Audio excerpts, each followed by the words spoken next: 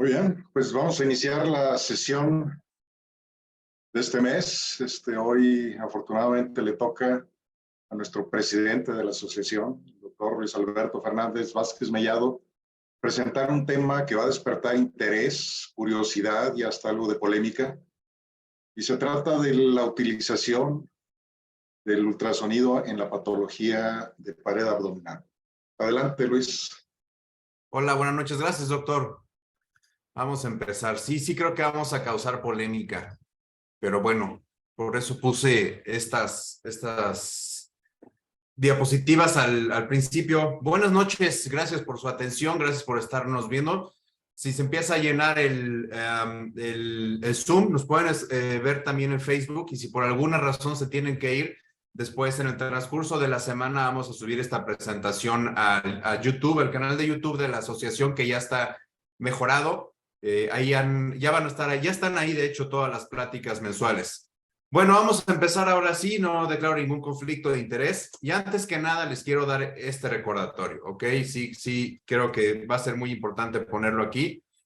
No deben de operar hernias que no dan síntomas. Eso es importantísimo. A excepción quizás de las hernias femorales en algunos pacientes, no en todos, pero no debemos de operar hernias que no dan síntomas. Eso es importante. Y en segundo lugar, no debemos de operar hernias radiológicas o ultrasonográficas, sin importar el método diagnóstico que se esté usando, sea ultrasonido, tomografía, resonancia. No debemos de operar hernias radiológicas o ultrasonográficas. O sea, la típica hernia que el paciente está llegando por otra cosa a nuestro consultorio, o que llega al consultorio con una sintomatología que no corresponde mucho a lo que es una hernia, o que ya nos los mandan con el diagnóstico y lo tocamos y realmente no nos parece tanto lo que es una hernia. Dejen conecto el micrófono, espérenme. Listo. Que no pasa tanto lo que es una hernia, bueno, pues al final de cuentas no se deben de operar. Por eso quise poner estas dos, acuérdense. No deben de operar hernias que no dan síntomas, no deben de operar hernias radiológicas y ultrasonográficas. Esto para quitar un poquito de polémica. Pero la realidad, nosotros sabemos que el ultrasonido es de los métodos diagnósticos que más ha evolucionado, y sobre todo es una evolución que vemos tangible. La resonancia ha evolucionado, la tomografía ha evolucionado, pero no lo vemos tan tangible porque quizás las tomografías no han tenido un cambio tan radical de 15 años para acá. Pero el ultrasonido ha pasado de ser hace 50 años unos equipos como los que vemos aquí, los dos primeros, y hace 10 años hacer equipos como los dos primeros que vemos en la parte de abajo, hasta actualmente ser como los dos que vemos en la parte de abajo a la derecha. Son equipos que están totalmente hiperportátiles y que no utilizan ningún otro software más que el que tenemos en una tablet o en un teléfono.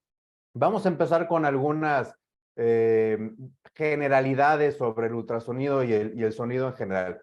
Bueno, hay que recordar que el sonido es una onda mecánica que genera un movimiento vibratorio. El sonido se propaga por cualquier medio aprovechando las propiedades elásticas del mismo. Esto nosotros los vamos a utilizar a nuestro favor cuando hacemos un examen de ultrasonido, porque el sonido va a moverse de diferente forma, ya sea en líquido, en sólido, en hueso, en algo gelatinoso como el hígado o el vaso, por ejemplo. Y también el sonido va a ser una onda que va a ser siempre longitudinal, porque la dirección de la vibración es paralela a la propagación.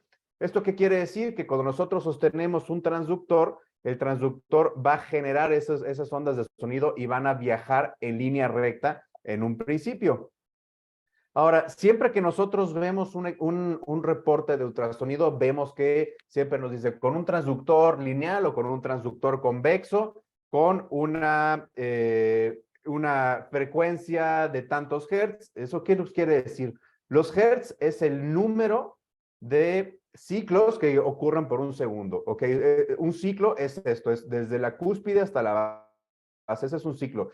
Entre más frecuencia tengamos, entre una frecuencia más alta es un sonido más agudo, y en términos clínicos, entre más frecuencia obtenemos, vamos a tener un estudio que va a ser muchísimo más sensible o muchísimo más de mejor definición para los tejidos superficiales. tiroides, vasos sanguíneos, tejidos blandos, la pared abdominal. Y en cambio, y esos son los que nos dan los transductores lineales. Y en cambio, los de más baja frecuencia son los transductores convexos, que nos dan una mala definición para las cosas superficiales, pero nos dan más profundidad y una mejor definición para los tejidos profundos, como el hígado, la vesícula biliar o los riñones.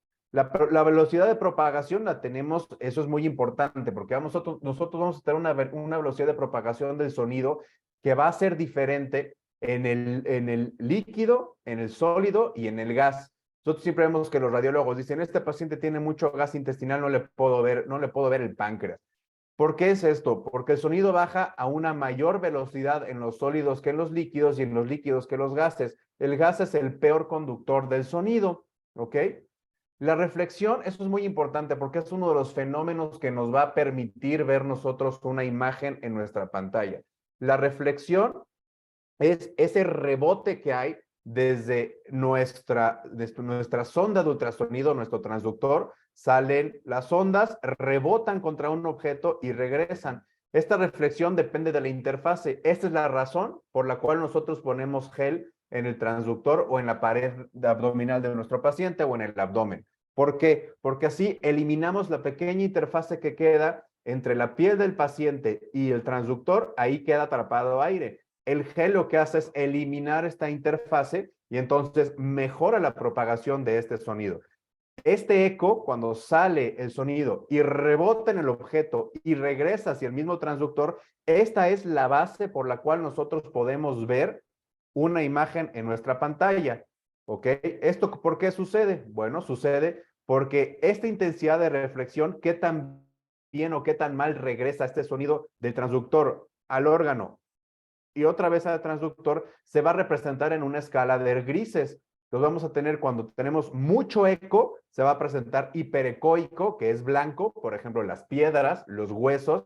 Cuando tenemos una reflexión no tan intensa, es hipoecoico y se va a ver en tono de gris. Y cuando tenemos una reflexión prácticamente nula, se va a ver en negro, como anecoico. Por ejemplo, el líquido, la orina, la sangre, la bilis. Otro fenómeno importante es la refracción. La refracción es esta desviación del haz de sonido que acuérdense que normalmente se debería transmitir en línea recta, pero depende de la resistencia de los sonidos que vaya atravesando este haz de sonido. Tenemos una resistencia diferente en la piel que en la poneurosis del oblicuo externo, que en la poneurosis del oblicuo interno, que el músculo transverso y que el peritoneo.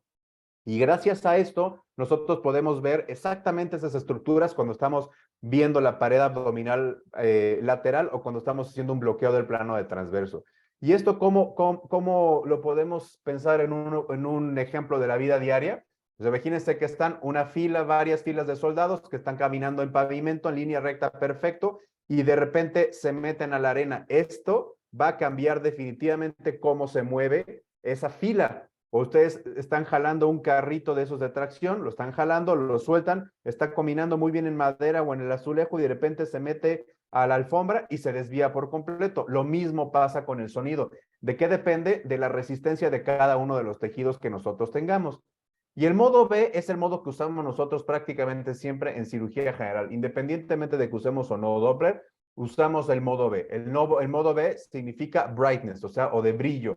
Es básicamente unos haces de sonido que se emiten secuencialmente y tenemos imágenes en 2 dimensiones y lo más importante, en movimiento, en tiempo real.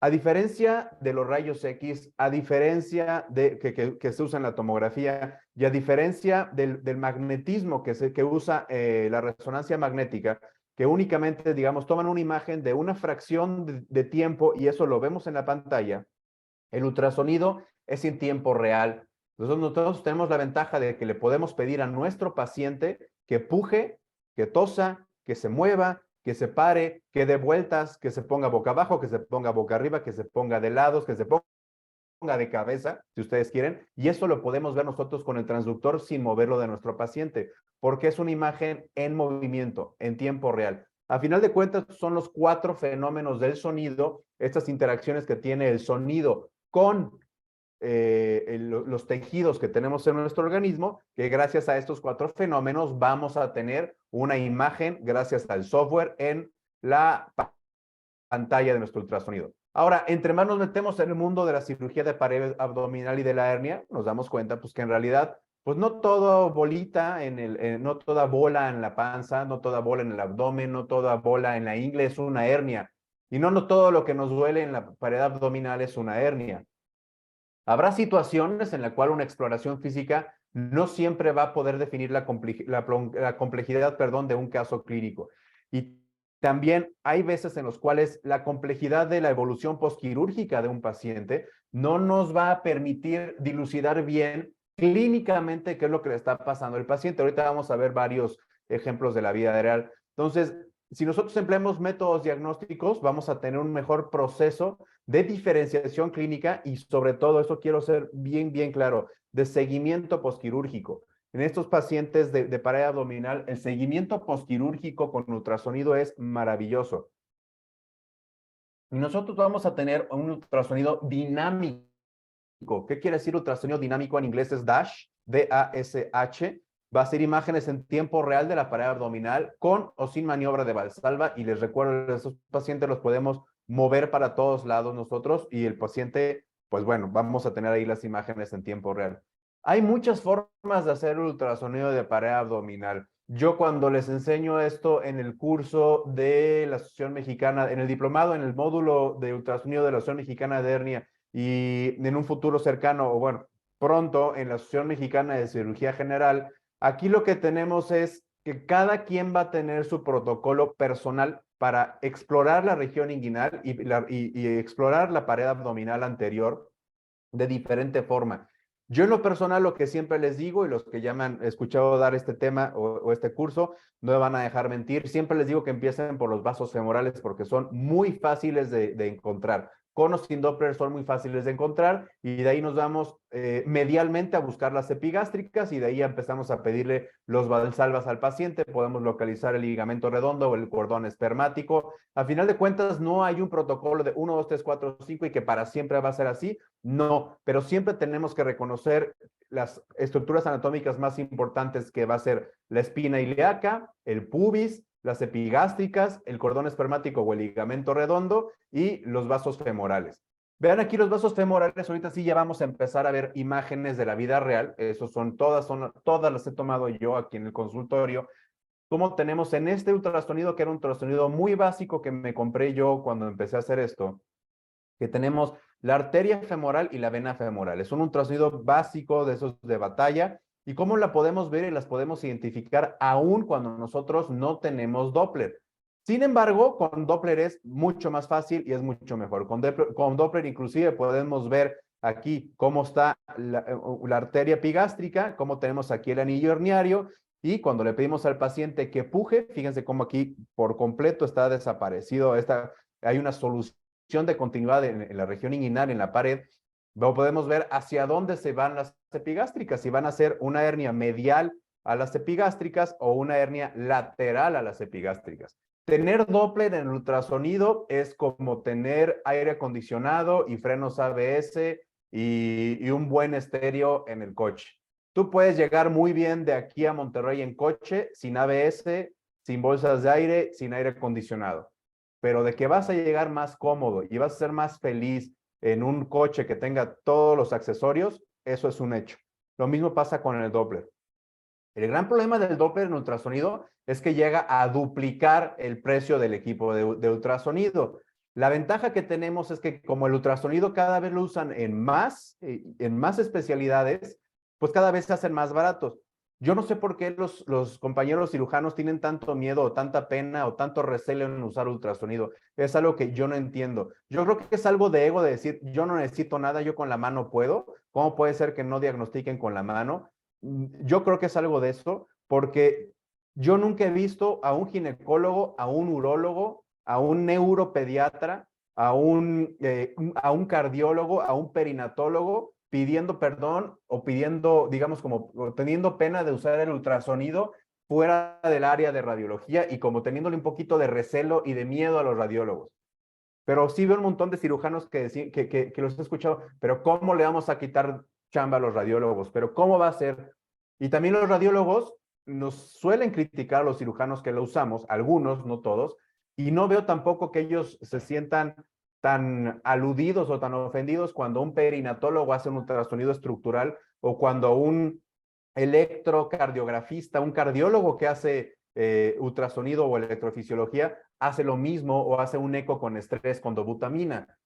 No sé por qué. Eso, si alguien tiene la respuesta, me encantaría escucharla. Pero bueno, aquí podemos, con este ultrasonido bien básico, de veras que era bien básico, podemos ver perfectamente el orificio y perfectamente el saco. Acuérdense que nosotros tenemos que tener bien claro que las hernias no se deben de operar si ustedes no las tocan y si el paciente no se queja de hernia. Esto es importantísimo, importantísimo. Las hernias ultrasonográficas o radiológicas no se operan. O sea, a los que llegaron tarde a la sesión, esas fueron mis dos primeras diapositivas, ¿ok? La gran mayoría de las veces vamos a nosotros con la mano y con la historia clínica diagnosticar las hernias. Eso es cierto, completamente cierto. Pero cuando nosotros le agregamos un estudio que no crea radiación, un estudio que estamos haciendo nosotros, un estudio que no se le cobra al paciente, vamos a tener mejores resultados. Fíjense cómo aquí vamos a tener un paciente que tiene un saco herniario del lado izquierdo y es bien claro que cuando nosotros le pedimos que puje, se ven inmediatamente asas intestinales en el saco. Que quizás este paciente, pues no hubiéramos tenido tanta prisa en operarlo, si nada más vemos, pues sí, está más o menos, pues tienes grasa, yo creo que es grasa.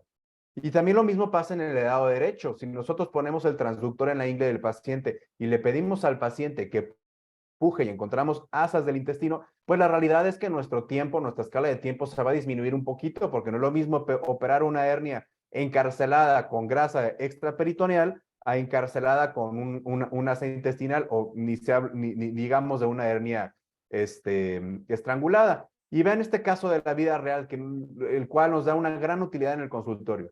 Este es un paciente que me interconsultó a mí, un hematólogo. Es un paciente que le habían dicho, los dos siguientes son de hematólogos. Es un paciente de 76 años, no tiene síntomas de hernia, pero tenía por ahí un dolor cerca de la ingle, un poquito hacia la cadera. Dos médicos de primer contacto y su hematólogo le dijeron, ¿sabes qué? Yo creo que es una hernia. Un cirujano le dijo, te voy a operar, tienes una hernia. Vino por una segunda opinión y clínicamente no sentía yo una hernia y él se quejaba de dolor, no se quejaba de aumento de volumen. Y cuando le puse el ultrasonido, tenía un ultrasonido que decía tiene una hernia. Y cuando le puse el ultrasonido aquí, lo que vemos es que el piso se abomba un poco. Esto es el piso, lo que está aquí en el apuntador. Se abomba un poco. Lo único que está pasando aquí es, pues, se está abombando un poco. ¿Por qué se abomba un poco en esta paciente? Pues porque tiene 76 años y así como pierde turgencia la piel y pierde turgencia la lonja atrás de los pantalones, pues también pierde turgencia el piso de la región inguinal. Fíjense, grábense muy bien esta imagen, cómo únicamente se hace para arriba, pero se hace para arriba en conjunto, todo el piso. Y vean, este es otro que me interconsultó un hematólogo. Este era un paciente de 68 años con tratamiento activo para mieloma múltiple, con hipotiroidismo, con una insuficiencia renal crónica en hemodiálisis. Yo le pregunté, yo lo exploré y tenía una hernia inguinal grande, derecha, y tenía dolor intenso. Hablé con el hematólogo, su esperanza de vida no era tan buena, porque pues vean las comorbilidades. Entonces quizás lo pensamos, hablamos con los familiares antes de hacer el ultrasonido y con el hematólogo de quizás quizás era una buena idea dejarlo en una observación cuidadosa. Pero cuando pusimos el transductor nos encontramos asas de intestino con peristalsis en la región inguinal derecha. Entonces, aquí el problema es que si no lo mata el mieloma, pues probablemente si se complica esta hernia, lo va a matar. Este paciente lo operamos con anestesia local, no ambulatorio por sus comorbilidades, pero sí con anestesia local y le fue bien. Y vean cómo tenemos asas de intestino delgado. Quizás este paciente, si en el ultrasonido nos hubiéramos confiado un poquito más, pensando de que, bueno, pues igual es grasa, está grande, no está tan grande, pero siendo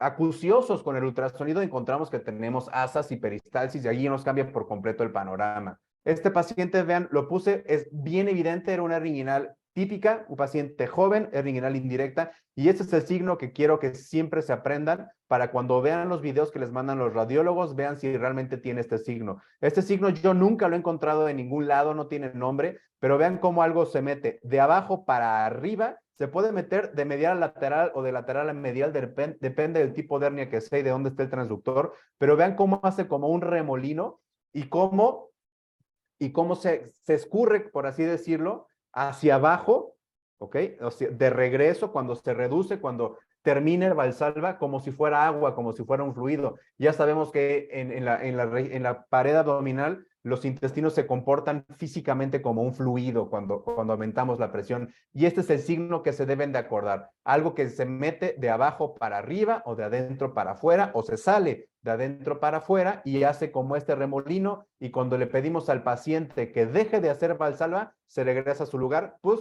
cuando hay la posibilidad de que se regrese, si no es que está encarcelado. Entonces, este es el signo verdadero de una hernia verdadera. Con estos pacientes, bueno, estos pacientes quizás no era tan necesario hacerles un ultrasonido para hacerle una cirugía, pues no, quizás no, pero tampoco le estorbó porque se lo hice yo en el consultorio. Yo no mandé a estos pacientes al radiólogo a hacer el diagnóstico ya lo tenía yo. Pero el paciente llega casi siempre pensando que lo que tiene salido es el intestino y llegan asustados porque alguien les dice que ya se te salió la tripa, pero con esto nosotros podemos ver, mira, ¿sabes qué? No es la tripa, hombre, es grasa, y se van mucho más tranquilos. Y si nosotros usamos estas imágenes que le estamos dando a nuestros pacientes en vivo y se las ponemos, entienden más, entienden un poquito más, porque ellos van a ver perfectamente cómo sale o cómo revolotea ese tejido. Y un paciente que entra más tranquilo a quirófano es un paciente que va a tener una mejor relación médico-paciente y que va a tener mejores resultados. Eso es un hecho. Este paciente lo habían operado 2 años antes. Clínicamente tenía otra vez una hernia. Aquí lo que vemos es que lo que le dejaron es el lipoma. Okay, este paciente lo operaron, no cumplieron la visión crítica, le pusieron una malla y aquí se ve perfectamente, aquí se ve un lipoma. En sentido estricto, podríamos decir, pues no tenía un defecto herniario real, pero pues tenía la grasa preperitoneal que se le estaba herniando. Eso sí, realmente, pues sí es una hernia. Entonces, aquí tenemos, este paciente es un ejemplo claro de que un lipoma que no reduce de manera correcta, pues le va a generar al paciente síntomas. Y vean este paciente, a los 7 días de una plastía inguinal por láparo, por una hernia recidivante, pues sabemos que en estas hernias la ingle ya tocada, la ingle no virgen, pues es un poquito más difícil. Y aun cuando se opere por vía anterior y entremos por vía posterior, pues va a haber adherencias y va a haber más fibrosis. Y siempre hay que decirle a los pacientes que es normal que se les ponga un poco duro el cordón espermático en los hombres y o las estructuras que van a hacer el cordón espermático cuando es anterior y cuando es posterior y cuando es anterior el cordón espermático, y que prácticamente a todos en menor o mayor grado se les va a hacer seroma. Esto es algo que yo también he encontrado. El seroma es una consecuencia natural de nosotros poner una malla, es normal, y la inmensa mayoría de los pacientes no les da síntomas. Y lo que se van a sentir es edema del cordón espermático. Y lo mismo, si le enseñamos al paciente, mira, se te va a poner un poco duro, tal vez vas a sentir como un cordón que vas a tener aquí, y tú te lo vas a poder sentir, y tú mismo vas a ver que lo vamos a ir midiendo de consulta a consulta, y se va a ir disminuyendo de diámetro, y el paciente se va a ir muchísimo más tranquilo. Y aquí podemos medir el diámetro del cordón, y podemos medir aquí donde le estoy señalando, podemos medir el volumen de un seroma, y el paciente se va ya con la idea de cuántos mililitros tiene. ¿Ok? Y podemos tener aquí otro paciente que pues tenía asas y que estaba bien asustado porque le habían dicho que tenía la tripa salida. Bueno, este paciente sí tenía la tripa salida, ¿no? Entonces eso le puede dar mayor urgencia o no a un paciente. Esta paciente era una paciente joven, trabajaba en una empresa aquí en Querétaro, en el Parque Industrial, ya le iban a operar, ya hasta tenía su hoja de autorización del seguro porque le habían hecho el diagnóstico de una hernia inguinal. Vino por segunda opinión porque creo que le dijo a una prima o algo así que viniera conmigo, y yo la veo en el consultorio, no tenía clínica de hernia, pero yo lo que le toqué era una tumoración inguinal que no modificaba con Valsalva y no se reducía. Y lo que hice fue poner el ultrasonido y encontré esta imagen quística en la región inguinal, con un defecto aquí que se comunicaba muy bien hacia adentro. Y aquí tenemos la imagen quística. La imagen quística era un quiste de Nuc. Esta paciente ya había llegado programada para una plastía inguinal por laparoscopía y lo que tenía era un quiste de Nuc. Y vean aquí a cuánto estaba de la piel, ¿ok? Estaba a 1 centímetro de la piel. Aquí lo tenemos en la regla que les estoy señalando. Esta paciente la hubieran operado, no hubieran encontrado hernia, de todos modos probablemente le hubieran puesto una malla y no hubieran encontrado el quiste de Nuc porque estaba a 1 centímetro de la piel, estaba demasiado anterior. Esta paciente lo que hicimos fue pues, una resección de quiste de Nuc y se acabó, ni siquiera tenía una hernia asociada. Este paciente tenía un aumento de volumen no doloroso en la ingle, otro diagnóstico diferencial que ya venía con la idea de que le habían dicho el médico de su trabajo que tenía una hernia. Y no tenía una hernia, lo que tenía era pues un lipomita. Fíjense qué diferencia, era una tumoración que evidentemente no se modificaba con Valsalva, pero vean qué diferente tenemos aquí, se ve más heterogéneo que la grasa. Este paciente, 28 años, postoperado de una plastía abierta con malla 6 meses previos, y pensó que tenía una hernia. No, clínicamente no tenía una hernia y tenía una tumoración poco dolorosa en la ingle. Yo al principio pensé que era un meshoma temprano, que era un mayoma, que algo había sucedido. Le hice yo el ultrasonido y me encontré esta imagen que no parecía tanto un mayoma y sobre todo vean aquí abajo, está vascularizado. Mi segunda opción diagnóstica era que era un granuloma. Lo mandé a radiología que le hicieron un ultrasonido y resultó que también habían dicho, pues, ¿saben qué? Es un granuloma. Y cuando mandamos a este paciente, se le hizo la resección y acabó siendo un linfoma. Fue un linfoma en este paciente. Y como les dije, para el seguimiento postquirúrgico es muy bueno porque los hematomas los podemos seguir nosotros. Porque hay pacientes que seguramente ya les tocaron a ustedes que cuando llegan a las semanas o a los días de que los hemos operado, llegan con una bola. Dicen, doctor, ya me volvió a salir la hernia, ¿qué pasó? Pero yo no hice nada. A ver qué pasó. Y le ponemos el ultrasonido y el paciente tiene un hematoma. Y ustedes están más tranquilos y el paciente se va súper tranquilo. Ya no vamos a hablar si los tenemos que funcionar o no, pero el paciente se va súper tranquilo y ustedes también se van a ir muy tranquilos. Si ustedes hacen el diagnóstico de que no tiene una hernia, es un hematoma y aquí tenemos seromas. Un seroma postoperatorio que vamos a ir siguiendo poco a poco, estas trabeculaciones que poco a poco se van a ir cerrando y este signo que yo también he encontrado en los seromas, sobre todo de la pared abdominal, cuando se hacen abdominoplastías y también con los cirujanos plásticos se invitan y ponemos algunas mallas, casi siempre retromusculares, pero encontramos estos seromas y estos puntitos que hay, que ahorita los van a ver aquí, estos puntitos salen cuando el seroma está a punto de colapsarse. Y esto lo he encontrado yo a base de hacer ultrasonidos durante cerca de 5 años. Y ustedes no me van a dejar mentir, pero no hay un estudio, no hay un tomógrafo en el mundo, ni un resonador en el mundo tan potente o tan elegante o tan caro o tan grande o tan bueno que nos dé una imagen como estas. Esta es una imagen hecha por un ultrasonido y lo único que se hace diferente es que se hace una reconstrucción con el software que viene del ultrasonido. Nada más. Vean cómo se ve perfectamente los oblicuos, perfectamente el transverso, cómo se puede ver perfectamente cómo el transverso se prolonga más allá de la línea semilunar, ¿ok? Y cómo tenemos aquí, va por atrás, y cómo podemos aquí inclusive planear en este corte, donde fuera podríamos hacer un TAR, por ejemplo. Y vean qué bonito se ve aquí, oblicuos, el transverso que pasa más allá de la línea semilunar. ¿Y cómo vamos a hacer esto? Pues también tenemos un examen DASH para la pared abdominal. Lo mismo, cada quien va a tener su técnica. Tenemos esta técnica que es la técnica de la máquina de podar o la máquina de cortar pasto, donde vamos de arriba para abajo, de arriba para abajo, de arriba para abajo, de lateral a lateral, y lo vamos haciendo. Pero cada quien hace las cosas diferente. Lo que sí es muy importante en la pared abdominal anterior es que chequemos muy bien la línea media y muy bien las líneas semilunares para encontrar hernias que podrían estar escondidas. Fíjense esta paciente, lo mismo, esta paciente ya estaba programada a una plastía de hernia postincisional en la incisión de su cesárea. Era 34 años, una tumoración en pared abdominal, dolorosa, irregular, firme, adherida a planos profundos. Y además le dolía cuando tenía su menstruación. Era evidente que era un seroma. El primer cirujano le faltó hacer clínica. Y tenemos una imagen subcutánea, fíjense cómo está aquí, sumamente adherida a planos profundos y vascularizada.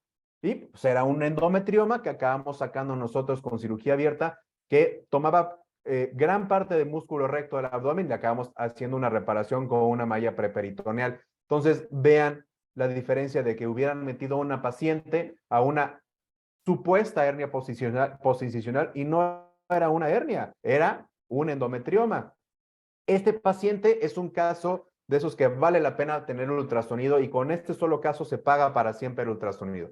Es un paciente de 30 años, es un arquitecto que tiene desde hace cerca de 5 años dolor en la región epigástrica al hacer ejercicio. Este paciente tenía 3 tomografías, una resonancia y 2 endoscopías y como 4 ultrasonidos, y nunca le habían encontrado algo. Al tacto realmente no se le sentía mucho porque estaba un poquito, con un poco de sobrepeso, tenía un buen panículo, pero fíjense, y esto lo hice yo, fíjense cómo está aquí mi nombre. Cuando le hago el rastreo de la línea media, encuentro 2 defectos epigástricos bien pequeñitos, bien pequeños. Y a través de los 2, aquí los tenemos, sacos herniarios. Ahorita vamos a ver en la vida real cómo se vio esto. Esta paciente igual, dolor, como tiene un buen panículo adiposo, dolor, no la hallaban, y es evidente que tiene aquí, una hernia epigástrica. Una paciente que tenía diastasis de músculo recto, con hernia epigástrica y hernia umbilical, y este es el caso que les dije de este paciente del arquitecto. Fíjense cómo estos dos defectos. Lo que hicimos fue una plastía abierta. Estaban tan pequeños y, como les digo, eran impalpables, que el ultrasonido nos sirvió inclusive para marcar, previo a hacer la incisión, marcar exactamente en dónde estaban los defectos y hacer una incisión que nos alcanzara perfectamente para nosotros reparar estos defectos, poner una malla retromuscular y no hacer una incisión excesiva. ¿Ok? Y fíjense cómo se ve la diastasis en esta paciente. ¿Por qué la diastasis muchas veces se confunde con una hernia? ¿Por qué hace este movimiento? Vean cómo se ve aquí. Esto que estoy señalando aquí es la diastasis de nuestra paciente. Vean cómo los músculos rectos están delgados, están blancos. Eso significa que estén blancos, significa que están infiltrados por grasa y que no es una pared abdominal trabajada o con buen tono muscular. Y cuando le pedimos a la paciente que puje, cómo protruye hacia arriba. La mejor forma de medir la diastasis es con ultrasonido de pared abdominal. Ni con tomografía se puede medir también. Ya si hacen reconstrucciones es otra cosa, pero tienen que saber hacer reconstrucciones de tomografía, pero con ultrasonido lo podemos ver muy bien. Y fíjense, una hernia posicional que podemos medir perfectamente antes de mandar a hacer tomografía. Ya sabemos cuánto mide el anillo y qué contiene el saco. Hernias supraumbilicales, un lipoma subsifoideo que también ya iban a operar. Y este paciente es un paciente bien reciente que operé hace como 4 semanas. Le tuvimos que infiltrar Botox. Esta paciente le encontraron un carcinoma de células claras, lo operaron mano asistida. Lamentablemente no fue con un urólogo, que sí tenemos aquí en Querétaro, urólogo que hagan robótica y que hagan laparoscopía avanzada. Fue con uno que no hacía, hizo mano asistida, le abrió como 12 centímetros, no cerró bien, al mes hizo una hernia, la puentearon, fíjense cómo se ve aquí, un asa intestinal aquí y la malla perfectamente puenteada, o sea, le pusieron la malla y no cerraron el defecto. Dijeron, pues por láparo es bien fácil, pongo malla, grapa, y no hay que cerrar nada porque para eso está la malla. Y es la primera vez que yo veo un puente de malla en el ultrasonido, por eso les puse esta imagen. Se ve perfectamente la malla, fíjense cómo se ve cuando puja, inclusive aquí se ve como si está un poquito con el overlap más allá del músculo, y cómo se ve el asa intestinal, que cuando la paciente puja, se sale y nada más está contenida por la malla. O sea, esta paciente tiene una hernia que el saco es malla, ¿ok? Aquí se ve en un close-up. Fíjense cómo vamos a tener aquí el puente de malla, una malla intraperitoneal que le dejaron ahí puenteada. Ahí está. Esto es como 2 montañitas. Y nos sirve un montonal para infiltrar filtrar toxina botulínica guiada por ultrasonido, y aquí lo tenemos para hacer todo. Aquí está la imagen, aquí está la jeringa, y cómo podemos ponerle Botox o ponerle algún anestésico local para hacer los bloqueos del plano del transverso y para hacer los bloqueos inguinales en las plastillas inguinales con anestesia local. Yo soy fanático de la anestesia regional y los bloqueos analgésicos y anestésicos durante nuestra cirugía, y al 100% de los pacientes que opero yo les hacemos bloqueo del plano del transverso, que lo tenemos aquí, guiado por ultrasonido, y bloqueo de los músculos rectos de la vaina de los rectos, guiadas también ambos por ultrasonido. Estos son los dos equipos que tengo actualmente en el consultorio. El lado izquierdo tengo un equipo Sonoscape S20 que tiene Doppler con un transductor lineal y un transductor convexo. Eso es lo que tengo yo en el consultorio. Y el lado derecho tengo un ultra portátil que es el Philips de Lumify, que se puede conectar a una tablet o se puede conectar a un celular o se puede conectar inclusive a una laptop que no sea Mac, y nos da este da unas imágenes muy bonitas. La desventaja es que únicamente hay transductor lineal y convexo y te lo tienes que comprar por separado. Esto es todo. Espero que tengan algunas preguntas. Los invito a que nos sigan en la Asociación Mexicana de Hernia próximamente en el mes de marzo. Qué bueno que me acordé. En el mes de marzo vamos a tener dos pláticas que van a ser coordinadas por nuestra presidenta del Comité de Mujeres Cirujanas, que es la doctora Viviana Sandoval. Van a ser el día 16 y el día 23 de marzo. Ya más adelante van a ver en nuestras redes sociales la publicidad. En Twitter se ponen bien buenas las discusiones. Sigan, ahí está mi Twitter, y siguen también el de la AMH. Y pues espero que tengan preguntas. Muchísimas gracias.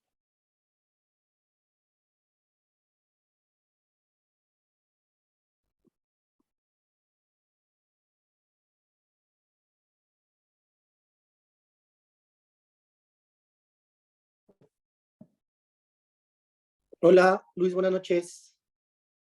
¿Qué pasó, Rich? Oye, excelente la charla, muchas felicidades. Evidentemente una clase magistral de ultrasonido abdominal, que no solo lo podemos utilizar en el preoperatorio, sino en el transoperatorio y evidentemente en el posoperatorio. Voy a hacer algunas preguntas que llegaron en el chat. Se hizo una en relación al Congreso que ya fue contestada por el profesor Mayagoitia. Ah, sí, ya va a Y ser. tenemos, sí, el Congreso va a ser 6, 7, 8 de julio. Estén pendientes de las redes porque va a salir la publicidad a la brevedad. Hay una pregunta de Luis Eduardo Menjiva: ventajas del ultrasonido panorámico en diagnóstico de hernias incisionales. Aquí el problema, buena pregunta. El problema es de que el transductor, como son chiquitos los transductores, no alcanzan a ver la totalidad del saco herniario del defecto en una hernia gigante como las que operas tú, de esas hernias que tenemos que ponerle botox y neumoperitoneo. Nos puede servir para ver rápidamente qué contiene el saco, pero como es chiquito el transductor, no nos sirve tanto como una tomografía. Por eso no es la panacea el ultrasonido, es una herramienta que tenemos que usar de manera juiciosa, como lo es la resonancia LOATAC. Y las panorámicas que les dije, eso no es de que ustedes pongan el transductor así y les salga todo así de repente, sino eso es una reconstrucción que se hace con software. Bien, ahí quedó la pregunta contestada. Voy a Facebook. Rocío Díaz, ¿algún curso que recomiendes para ultrasonido en pared? Yo les recomiendo, hay uno que se llama Medica Training, ese es el que les he estado recomendando, es el que tomé yo. Tiene la ventaja que algunos pueden ver como desventaja, que es un ultrasonido que usan, bueno, hay unidades, son 1000 horas, y es teórico práctico, y son unidades de hígado y vías biliares, y cuello, y vascular, obstétrico, que flojera, pero lo tienes que hacer, y tejidos blandos, y mama. La ventaja es que te empapas del ultrasonido en general, porque el ultrasonido hay que usarlo los cirujanos no nada más en pared. O sea, están encontrando abdómenes agudos antes de que se te escapen o que los tengas que mandar o piedras en la vesícula y un sinfín de cosas. Yo tengo conocidos que han encontrado metástasis en pacientes que llegan con tos, encuentran metástasis, por ejemplo, en el hígado, y esa era la causa de la tos. Yo les recomiendo ese, se llama Medical Training, que es de 1000 horas, porque específico así de pared abdominal no hay. Y va a haber uno del SECMI, me parece que es en septiembre, porque me invitaron, pero no me hagan mucho caso de los días, de la Mexicana de Cirugía General. Entonces ahí estén pendientes. Tal vez hay un curso precongreso en nuestro congreso ahora en julio. El congreso va a ser 6, 7 y 8 de julio y el precongreso sería, lo que queremos hacer es precongreso de ultrasonido, nada más necesito encontrar un maestro adjunto y y vamos a tener también de neumoperitoneo, de Botox y mapeo por dermatomas. Excelente, pues ya esperemos próximamente el curso del doctor Luis Vázquez Mellado, también ultrasonido. Otra pregunta que nos llega por Facebook. ¿Recomiendas, bueno, esto ya es más como de complicación posoperatoria, ¿recomiendas drenar los seromas posoperatorios No. o es preferible que se reabsorban? Sí, o sea, y no es lo que diga yo, ¿no? El doctor Carbonell hizo creo que sí fue el doctor Carbonell, no, Salvador Morales Conde, perdón, el doctor Salvador Morales Conde tiene una revisión muy buena sobre los seromas en la literatura y prácticamente la decisión es que son parte natural de poner una malla y no los toquen a menos que se infecten o den síntomas. Se te fue el audio en la última parte. Perdón, ¿ya me escuchan? No los toquen a menos que den síntomas o estén infectados. Totalmente. Justo tenemos un paciente que operamos con David y ahí lo tengo vigilando. Ahí está vigilado. Casito de familiares, pero bueno. Hay más preguntas aquí por Zoom. Dice, utilidad de la reconstrucción de imágenes de ultrasonido en el diagnóstico de hernias con pérdida de dominio. No, en hernias como pérdida de dominio no hay nada estandarizado con ultrasonido. En hernias con pérdidas de dominio lo que tienen que hacer es tomar tomografía en reposo, tomografía en Valsalva y hacer el índice de Tanaka y la ecuación de Carbonell. Excelente, para medir los volúmenes y ver los porcentajes. Tips and tricks para ecografía inguinal. Mencionaste lo de los vasos femorales, que creo que es muy buena ubicación, pero algún otro tip y truco.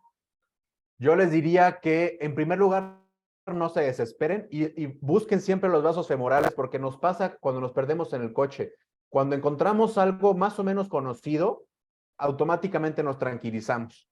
Y lo mismo, estás perdido, regrésate a los vasos femorales y tú de ahí ya sabes que si tú tienes el pubis medial, los vasos femorales laterales, pues las hernias van a estar ahí, no se te van a ir a ningún otro lado. Entonces empiézalas a buscar pidiéndole Valsalvas al paciente. Si te pierdes, si tienes Doppler, prende el Doppler y busca los epigástricos y eso te va a ayudar también a orientarte. Y si te pierdes, no toques a ese paciente, porque acuérdense, o sea, yo no puedo dejar de ser intenso, digamos, o recalcitrante y recalcarle las dos diapositivas del principio, las dos primeras. Ok, ya que tocaste este tema, hay una pregunta relacionada. Queda duda cuando dices que no hay que operar las hernias asintomáticas. Y la pregunta es, ¿habrá que esperar a que progresen, se compliquen, tenga síntomas o por qué la postura? Porque si un paciente llega con un diagnóstico, con unos síntomas que no son de hernia, llega con dolor en la cadera, por ejemplo, o llega con dolor en un testículo y además te encuentras una hernia, nosotros sabemos que las hernias difícilmente van a dar síntomas intensos, a menos de que estén complicadas. Las hernias no suelen doler, suelen molestar. Entonces, cuando un paciente llega con dolor, tu diagnóstico no es, vamos a ver si sí tiene hernia. Tu diagnóstico es dolor inguinal no quirúrgico o dolor inguinal prequirúrgico. Y hay un montonal de enfermedades que dan dolor que no son hernia. Y ahí depende de la edad del paciente, la profesión del paciente, el sexo del paciente, el peso del paciente. Porque puede ser desde una osteitis pubiana o una mal llamada hernia del deportista, a una meralgia parestésica, a un linfoma como el paciente que yo les puse. ¿Ok? Entonces, si el paciente, y eso ya hay hasta metaanálisis, y hubo una editorial muy buena del doctor Edward Félix, que las hernias asintomáticas que únicamente aparecen en la radiología y que no dan síntomas, estadísticamente tienen más porcentaje o más probabilidad de tener dolor crónico que de complicarse. Sí, de hecho ese fue uno de los comentarios que hizo Eduard Félix en el IHC. Esta pregunta está muy interesante, vamos a ver si no te agarramos en curva. A ver. ¿Cuál consideras tú que es la razón por la que cuando tú solicitas un ultrasonido a un paciente posoperado, que ya tiene 1 mes, 6 meses o 12 meses de posoperado, el radiólogo reporta una recidiva de la hernia a pesar de que clínicamente no la tiene? Y esto desconcierta al cirujano, ¿no? Sí, totalmente. Mira, a mí me ha tocado radiólogos aquí en Querétaro que llegan y ponen en el diagnóstico al paciente no le pusieron malla.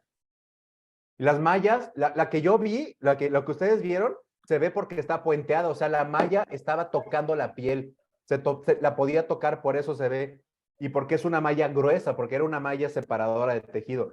Yo les hago la prueba siempre a los pacientes, les digo, mira, aquí está el transductor, ajá, y luego les pongo así, les pongo una malla como esta, les pongo el transductor así, y le pongo gel y le tallo para que vean que no se ve la malla. Le dije, imagínate, si yo tengo el transductor aquí, como este mouse, ajá, y tengo la malla ahí, no se ve. Entonces, es imposible que hayan visto si no tiene malla. Entonces, lo pueden hacer por 2 razones, o lo pueden porque no saben la anatomía radiológica y la fisiología y la anatomía radiológica de la ingle, como nosotros los cirujanos, o porque quizás le dejaron un lipoma como el paciente que les puse. Pero si hay algo que yo estoy convencido es que no hay nadie que vea la anatomía de la pared abdominal como el cirujano de pared, tanto en tomografía como en ultrasonido. Eso estoy 100% convencido.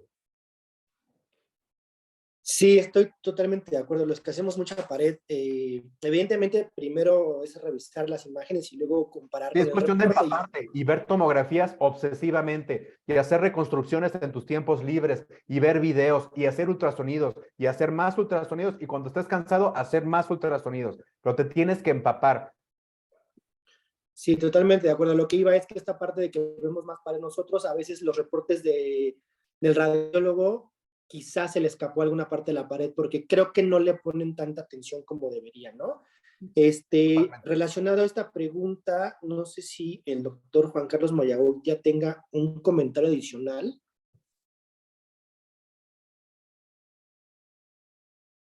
Sí, yo te hice esa pregunta, Luis, con toda mala intención. Fíjate que me llamaba a mí la atención antes de tener yo mi ultrasonido. Yo tengo ya unos 8 años con ultrasonido. Me llamaba la atención que cada que enviaba yo un paciente de ultrasonido después de operarlo por hernia inguinal, por algún motivo, siempre me reportaban que había una recidiva. Y esto los pacientes se van con otro cirujano y los reoperan. Desde que tengo un ultrasonido he visto que los pacientes que operamos con la técnica de Lichtenstein se les ve una pequeña recidiva, no a todos, pero a algunos, y clínicamente no se toca y jamás van a desarrollar hernia. Yo creo que quizá esto está relacionado con lo que alguna vez el doctor Arthur Gilbert le criticó a la técnica de Lichtenstein, que había una pequeña hernia subprotésica entre el neoanillo que hacemos nosotros y los milímetros que quedan de distancia con el anillo profundo y que sí protruyen y va a quedar protruyendo siempre un pedacito de saco herniario y yo lo he visto en mis pacientes y los estoy siguiendo para ver si en realidad desarrollan una hernia o no.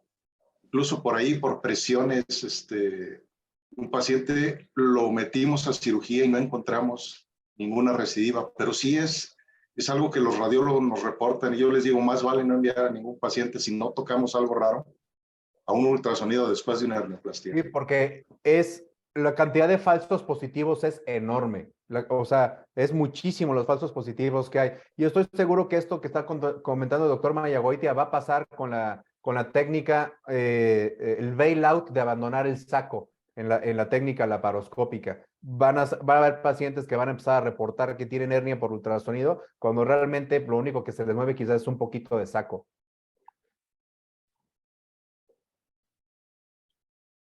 Perfecto, muchas gracias por la aportación del doctor. Todavía tenemos 10 minutos. Antes de que se me olvide, se viene el curso de cierre de pared abdominal el 27 de marzo en el Hospital Regional de Alta Especialidad del Bajío, a cargo del doctor Edgar Lozada. Creo que ya no está conectado, porque seguramente ya metió alguna lape o algo, Pero bueno, estén pendientes de las redes. Ahí lo vamos a poner. Twitter, de Facebook y demás. Yo creo que es un curso que sí o sí debemos de ir para seguir aprendiendo de esta parte. La pregunta clásica, que a veces da mucha pena preguntar, ¿cuánto cuesta un ultrasonido portátil? Hay de muchos, o sea, es que hay de muchos. En ultrasonido, ¿Cuánto cuesta y cuál compro para iniciar? Si tienes alguna marca o algo. yo les diría que si de plano sí se quieren meter, o sea, sí piensan que lo van a usar y van a tomar el curso, se va a pagar solito. Entonces, sí invierten en un... Aquí no es como en los vinos, yo no sé de vinos. Y a mí si me dan un vino de 3,000 pesos o uno de 200 pesos, es probablemente que me los tome los dos, ¿ok? La verdad. Pero en ultrasonido sí te das cuenta de los precios. O sea, si compras, digamos, hay marcas extraordinarias que son carísimas, como General Electric y como son muy buenas marcas. Y sí te das cuenta de por qué cuestan tanto, ¿ok? Digamos, vienen la segunda, que son muy buenas también, que no son tan extraordinarias porque son muy buenas, como Chison, como Mindray y como Sonoscape, ¿ok? Y de los ultra portátiles, yo no les recomendaría que compren esos que se transmiten por Bluetooth y se transmiten por Wi-Fi. De los que hay en México, hay dos marcas que son buenas de ultra portátiles, Butterfly IQ y Lumify, que es de Philips. La desventaja que yo le veo al Butterfly IQ es que no se ve tan bien como el Lumify y que te cobran por hacer las actualizaciones de software, ¿ok? Y el Lumify no te cobra las actualizaciones de software, te dan garantía de 2 años y te dan las actualizaciones de por vida. Y en mi experiencia que yo he usado los dos, creo que se ve mejor el Lumify de Philips que el Butterfly IQ. Perfecto, ahí ya tienen dos comerciales. Sí, A no, ver si no, ojalá y fueran a ver si no pagados. nos cobran a ver si no le cobran al secretario de comercial, ¿eh? Pregunta también creo que clásica. ¿Puedo emitir un reporte, yo cirujano general, que hago ultrasonido? Hay cursos que hasta hace 3 años sí te daban una cédula para poder hacer reportes. Sin embargo, cambió la legislación en México para que únicamente pasando cierta cantidad de horas y de cursos, uno pueda tener esa capacidad legal de hacer reportes. Entonces cambió la legislatura en el 2019 o 2018, si mal no recuerdo. Entonces, si tú tienes o tú te certificaste después de esa época, ya no puedes. Además de que las aseguradoras no te lo aceptan a menos de que sea un radiólogo. Y es bien curioso porque las aseguradoras aceptan de médicos radiólogos y de médicos ultrasonografistas, que son médicos generales que hicieron cursos de ultrasonido, no son radiólogos. Pero si tú como cirujano ultrasonografista, por ponerle un nombre, que eso no existe, pero un cirujano ultrasonografista, haces un informe, hay muchas aseguradoras que te lo van a batear. Claro, totalmente. Bien, tenemos esta pregunta que me parece interesante. Estaban preguntando sobre qué bloqueo, déjame la encuentro. ¿El bloqueo del transverso es mejor que el bloqueo del hilo hipogástrico y el hilo inguinal? Es completamente diferente. Son planos diferentes, regiones anatómicas diferentes. O sea, no es que sea Bien. mejor o peor, sino que es diferente. Sí tienen un objetivo distinto. ¿Consideras tú que debería de ser parte del programa de posgrado? Sí, 100%. 100%. De acuerdo. Tenemos más preguntas. Mandan saludos desde El Salvador. Ah, muy bien. Dame chance. Había una pregunta. ¿Cuándo pasar a TAC o resonancia magnética? Pues dependiendo de qué es lo que hayas encontrado tú en tu historia clínica, en tu exploración física y en el ultrasonido. Yo, por ejemplo, le pido tomografía a las hernias posicionales que yo veo de pacientes obesos, recurrentes, de un anillo de más de 5 o 6 centímetros. Ahí sí empiezo yo a pedir tomografía. A una umbilical, pues no le voy a pedir nunca una tomografía. Una umbilical, digamos, chiquita, ¿no? No una umbilical monstruosa, ni una umbilical por ascitis. Los pacientes con ascitis es otra gran utilidad. Yo he tenido 2 pacientes que lamentablemente no he podido operar porque ya cuando los vamos a programar les hago el ultrasonido aquí y no tienen cavidad seca, por ejemplo. Ok, perfecto. Estuvo muy padre la imagen que mostraste de la malla. Se ve muy bien. Se ve increíble, ¿verdad? Se ve muy claro, pero creo que en ese caso lo permite. Pero ¿cuál sería como el tip para yo diferenciar que ese tejido que se está moviendo laminar es una malla y no es una fibra musculaponeurótica? ¿Cómo Porque sabes que es la malla? es como el ATAC, son pliegues no anatómicos. Exacto. Ok. Para no confundirlos. No veo más preguntas. Bueno, en Facebook, si deberíamos hacer un curso de ultrasonido, pues creo que estamos Sí, obligados. háganlo, Y sí, háganlo, no se avienten sin hacerlo. Sobre todo es porque es una inversión en ustedes mismos, en su práctica, y yo no me aventaría a hacer la inversión en mi equipo sin que te enseñen, porque, o sea, sí es importante hacerlo, pero no lo hagan solos, o sea, sí métanse a un curso. Sí, totalmente de acuerdo. Y es una demanda que nos pide ya la especialidad. Había una pregunta por ahí de proteasas en cuanto a seromas, pero yo creo que puede ser otra Sí, plática después en hacemos seroma una práctica cónico. de seromas que la haga Ricardo. Y usamos al tío de caso. Ya no veo preguntas nuevas. Bueno, hay una en relación al comentario del doctor Mayagoitia de esta parte de la recurrencia. ¿Sería mejor pedir una tomografía para valorar si realmente existe una recurrencia? La manita. Perfecto. Pues ya estamos en tiempo, nos quedan 3 minutos, no veo más preguntas. Bueno. No sé quién ande por ahí de la mesa, ya no veo a Héctor, creo que ya se salió, debe estar editando sus videos, Lozada también ya se nos fue. Está haciendo un... Aquí estoy. ¿Quién habló? ¿Quién habló? Lozada. Viejo, algo que me ha fallado del curso, que no dije bien. Nada. Es el tercer curso que hagamos de cierre de pared. Lleva el nombre del doctor Mayagoitia y pues bueno, vamos a estar el lunes 27 por ahí. Ya les pasaré todo el flyer y todos los temas que vamos a abordar y ojalá nos acompañen. Sí, ahí va a estar, lo vamos a subir en cuanto lo tengamos, lo vamos a subir a Twitter y a Facebook. El congreso, el de la Asociación Mexicana de Hernia, que es va a ser nuestro 7º congreso, va a ser aquí en la ciudad de Querétaro, 6, 7 y 8 de julio, en el hotel Hacienda Juríca Baibrisas.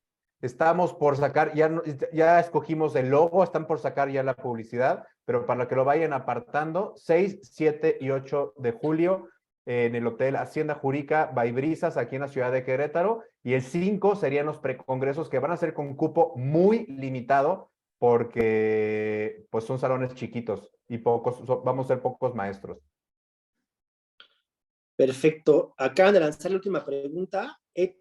¿Han tenido casos de recidiva de hernia inguinal en pacientes operados previamente colocado un cono? ¿Cómo se ve por eco? Como una pelota hiperecoica muy heterogénea, porque ahí sí no se ve una lámina, como les dije que en las mallas no se ven, y en la otra, en la del puente se vio porque era una malla con vísceras y es una malla gruesa, separadora de tejido, y el cono se ve heterogéneo, se ve pues una pelota ahí moviéndose. Claro, todo corrugado. Pues nos quedan 20 segundos. No sé si el doctor Mayagüita quisiera hacer un último comentario, si no ya para despedir, doctor. Sí, creo que la lección que nos debe dejar esta plática es que tenemos que ser como los ginecólogos, ya lo dijo, expertos en el manejo del ultrasonido para nuestros pacientes. Le da un valor agregado a nuestra consulta, nos evita enviarlo con el radiólogo y tener que esperar 1 o 2 semanas a que tengamos el resultado. Y al final de cuentas, ya lo dijeron, nosotros somos expertos en esta área y sabemos diagnosticar mejor o darle una correlación más importante a los hallazgos de ultrasonido. Sí es importante hacer cursos, yo he tomado varios cursos, pero la experiencia también nos va dejando mucho aprendizaje. Entonces, que no nos dé miedo, porque sí, al principio da temor incluso comentarle algo a algún radiólogo de que ya lo estamos haciendo nosotros, pero al final de cuentas lo vamos a hacer mejor que ellos. Ya, fin. Excelente cierre. Se el micrófono. Ya, exacto. Boom. Pues creo que cumplimos con la actividad. Nuevamente, Luis, felicidades por la gran charla. Creo que ha dejado un panorama más definido para los que están iniciando para abdominal. Muchas gracias al doctor Mayagoitia por sus comentarios. Vamos a subir Y- a YouTube. Perfecto, ahí quedará en las redes para que la vean on demand. Y pues no me queda más que agradecer a todo el auditorio que nos acompañó. Veo muchos amigos, veo gente nueva, lo cual es bueno. Y pues nos vemos pronto. Gracias, Ricardo. Gracias, doctor Mayagoitia. Y hasta luego. Bye. Buenas noches a todos.